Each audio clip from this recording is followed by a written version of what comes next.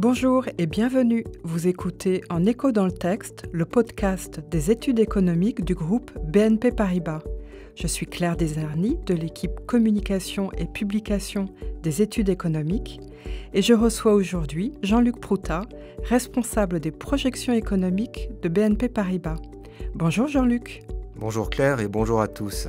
Après la série de podcasts sur la transition énergétique que vous avez réalisée en 2023, où vous êtes revenu sur le pacte vert et le chemin parcouru par l'Union européenne en matière de décarbonation, puis sur le développement des technologies vertes, et enfin sur le financement de la transition verte, vous voici de retour pour nous parler de l'essentiel à retenir sur la 29e conférence des parties sur le climat, communément appelée COP, qui vient de se terminer à Bakou, en Azerbaïdjan. Beaucoup de commentateurs ont déploré le peu d'avancées obtenues. Pourtant, cette COP a atteint l'un de ses principaux objectifs, qui était de redéfinir les règles régissant le marché d'échange des crédits carbone. Alors Jean-Luc, avant de nous donner votre appréciation, pouvez-vous nous rappeler en quoi consiste ce marché ? C'est un marché qui repose sur le principe, somme toute assez simple, du pollueur-payeur. En gros, une entreprise qui émet du CO2 peut vouloir neutraliser l'impact climatique de ses activités en achetant des crédits carbone à une autre entreprise ou bien même à une ONG qui, à l'inverse, s'engage à économiser du CO2. C'est ainsi, par exemple, qu'une compagnie aérienne européenne peut se retrouver à financer un programme de reforestation en Amazonie ou qu'une chaîne de restauration rapide américaine peut contribuer à restaurer des zones humides en Indonésie ou à améliorer des pratiques agricoles en Afrique. Alors, sur le papier, l'idée a du sens, puisqu'elle doit permettre de faciliter les transferts financiers des pays riches vers les pays pauvres, qui n'ont autrement pas les moyens de faire face aux conséquences du changement climatique. Mais dans la réalité, le marché de la compensation carbone pâtit de nombreuses insuffisances et critiques qui touchent notamment à son opacité, qui l'empêche de prendre son véritable essor. Et c'est précisément ce à quoi la COP29 de Bakou a voulu s'attaquer en renforçant les règles. De quelles règles parle-t-on ? Pourriez-vous nous les résumer ? Alors, commençons par dire que la fixation d'un cadre formel pour les échanges internationaux de crédit carbone est un long serpent de mer. Ce qui s'est décidé à Bakou marque en réalité la concrétisation d'un processus de négociation qui a duré 9 ans et dont le point de départ a été la conférence de Paris en 2015.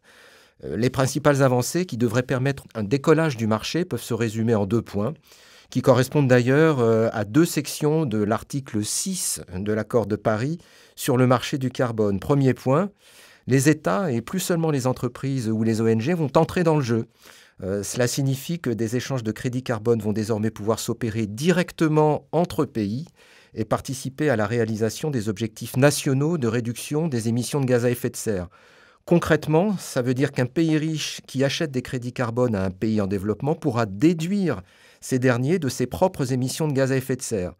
Mais afin d'éviter un double comptage, le pays receveur ne pourra pas en faire autant, mais au moins bénéficiera-t-il de ressources supplémentaires pour ses projets de décarbonation. Encore faut-il que l'utilité, voire la réalité de ces projets soit établie, ce qui n'a pas toujours été le cas jusqu'ici. C'est l'une des principales critiques adressées aux dispositifs de compensation carbone existants, c'est qu'ils se résument parfois à de simples outils de communication, on appelle ça du greenwashing, et qu'ils peuvent témoigner d'effets d'aubaine, soit de réalisations dont ils ne sont en réalité pas à l'origine. Aussi, et c'est le deuxième point, et c'est une avancée majeure obtenue à la COP29, les échanges de crédits carbone vont-ils désormais s'insérer dans un cadre international régulé par les Nations Unies ?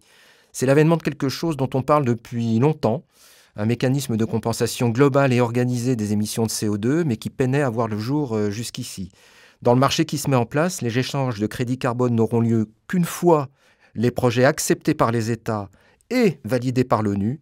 Les quotas d'émissions feront en outre l'objet d'une comptabilité formelle et d'une supervision internationale. Cela signifie en particulier que, de manière à encourager une réduction nette des émissions de CO2 et pas un simple transfert d'un côté vers l'autre de la planète, tous les droits ouverts à polluer ne seront pas systématiquement mis en vente sur le marché. Une partie d'entre eux, 5%, ira par exemple à un fonds d'adaptation au changement climatique régi par l'ONU. Il y a donc des évolutions importantes à venir sur ce marché. Comment ont-elles été accueillies ? Diversement, les instances officielles, gouvernements ou agences internationales de l'énergie, par exemple, saluent en général les avancées obtenues, les qualifiant même parfois d'historiques. Les organisations non gouvernementales sont quant à elles un peu plus circonspectes. Elles soulignent que, effectivement, si les projets qui sous-tendent les échanges de carbone sont désormais mieux définis, les outils de suivi et de contrôle dans la durée restent insuffisants. Elles rappellent aussi que le marché global d'échange de crédits carbone qui est en train de se mettre en place ne se substitue pas aux dispositifs de gré à gré existants, qui sont multiples, mais s'y ajoute. On ne sait donc encore pas trop dans quelle mesure ni à quelles conditions des transferts de crédits pourront s'opérer entre les différents systèmes, qui, au lieu de se développer en parallèle, pourraient se faire concurrence. Bref, si le marché de la compensation carbone se trouve relancé après Bakou, mais la manière dont il va évoluer, les acteurs qui vont s'en emparer et finalement les bénéfices climatiques à en attendre restent à connaître. Jean-Luc, outre la relance de la compensation carbone, la COP29 visait à augmenter l'aide aux pays en développement particulièrement vulnérables face au changement climatique.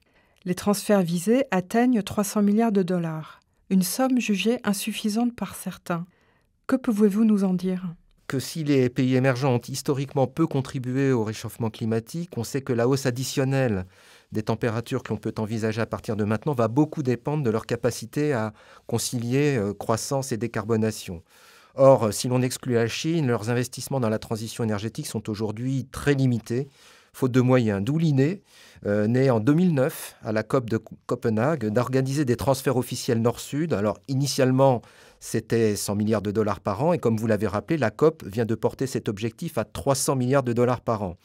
Alors, quant à savoir si c'est suffisant ou pas, il faut remettre un peu de contexte, en commençant par se placer peut-être du côté des pays donateurs. En pleine période d'économie budgétaire et alors que les États-Unis s'apprêtent ou menacent de quitter une nouvelle fois l'accord de Paris, la décision n'est pas si anecdotique que cela. Elle est en outre prise sans contrepartie formelle de sortie programmée des énergies fossiles, ce qui était une revendication de l'Union européenne, et sans la participation de la Chine, dont les financements climatiques continueront de s'opérer sur la base du volontariat. Si on se place maintenant du côté des pays receveurs, les transferts officiels, donc l'objectif de 300 milliards, sont effectivement loin de couvrir les investissements nécessaires à la décarbonation et à l'adaptation au changement climatique. Puisque d'après les estimations de l'Agence internationale de l'énergie, il faudrait plutôt viser les 2000 milliards de dollars par an dans les pays émergents hors Chine pour rester dans le cadre des accords de Paris. Donc finalement, la relance du marché de la compensation carbone ou encore le débat autour du bon calibrage des transferts officiels renvoie à une réalité qui est que les finances publiques des pays avancés ne pourront pas couvrir à elles seules l'intégralité des besoins et que l'épargne privée devra soutenir l'effort. Jean-Luc, en conclusion, quels enseignements tirez-vous de cette 29e COP ?